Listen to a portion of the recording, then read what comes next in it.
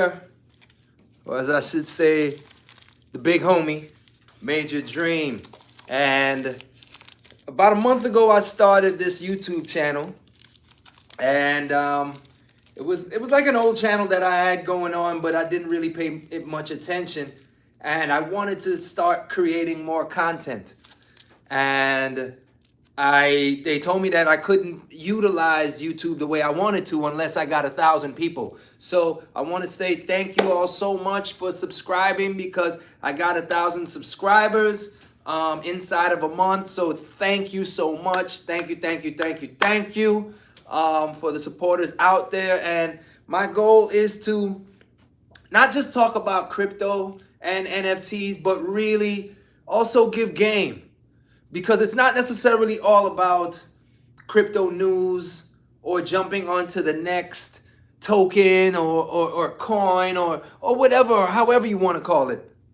What it is utilizing the strategies that billionaires and millionaires use, those who have always had access to the capital markets, those who have banking, those who have businesses, successful entrepreneurs who now live in Puerto Rico and are utilizing a lot of these tactics that pretty much have been sitting around right underneath our noses. But because most of us are focused on other things like, let's see, work, family, kids, these type of things, we're not necessarily looking at the areas that we need to. So today I'm going to talk about a little bit about what we're going to be going over in my webinar on December 6th, okay?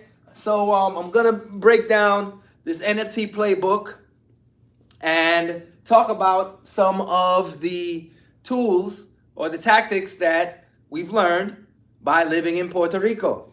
Most people, they are upset because they have to pay taxes. But believe you me, the tax code was made for landowners, farmers, and let's say it, entrepreneurs, business owners, bankers. The tax code is not made for you, especially if you are just W-2. But because we're hustlers, we could always figure out a way how to make things make sense. These are the things that Web3 and ownership actually offers you. So to be able to look at both sides and find that marriage that makes sense, okay, that makes sense for all of us, because my background is finance. So I have a Series 7. I sold life insurance. I was a consultative seller, not just a churn and burn type of dude. But since then, and that was 20 years ago, and since then, I've looked at capital markets face to face globally.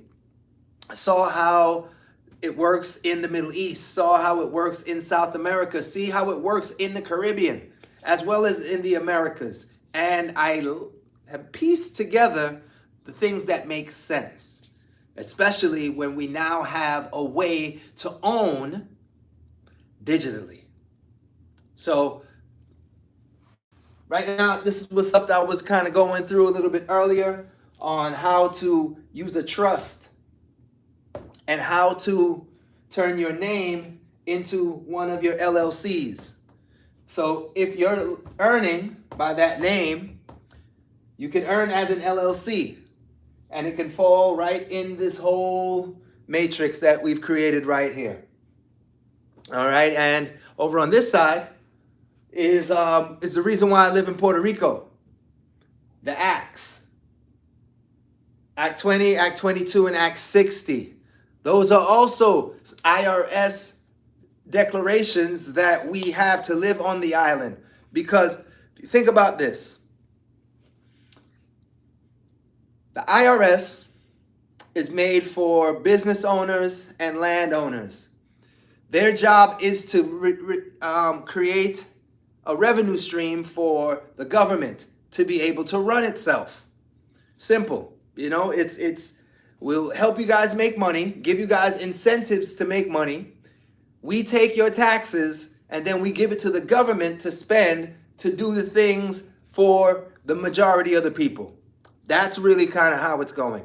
So because of that, they need to give us our certain kind of benefits. And we take advantage of it in these tax codes. All right, so a trust is something that you probably heard of, and if you haven't, definitely this is something that makes sense for you.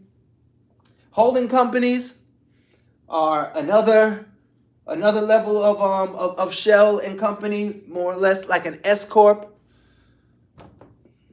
LLCs, those things you've heard about all over the place. You can make up an LLC simply. But the goal is to keep you as a citizen outside of all of this. So that way you're benefiting from this setup, but you're not being hurt by the taxes. You get what I'm saying? Because ultimately you are an asset. So even if you have a 9-to-5 job, you can set it up in a way where the person that's accepting the funds isn't necessarily you, but it's you inside of your trust and holding company and setup. Now, it sounds a little bit confusing, but I tell you this much. It's all legal and it's all there for you. Anyhow, again, these are the type of things that we're going to be talking about, and we're going to delve in because, the Art Mob Pod is about utilizing Web3 and building the framework to get you off of the block and into blockchain. But we also going to talk about a couple of other things because, my life is very, I don't want to say it's complicated, but it's very layered. And I think all the things that I've gone through is very, very, very relevant to what you and your family and your life could possibly benefit from. And that's just the way that it is. Now, most of the time, you're not going to really get the game from someone who comes from where we come from.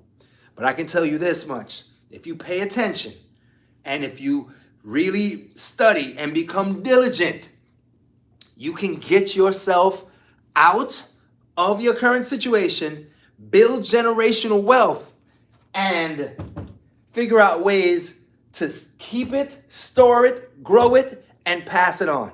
And that's what the Art Mob is all about. That's what we're trying to do. And this is what the whole friggin' 2023 is going to be about. It's not just going to be about making crypto and making money and going up with the market and going back down with the market. It's about going up with the market, saving your money, storing it, and building with it. All right, man. Deuces.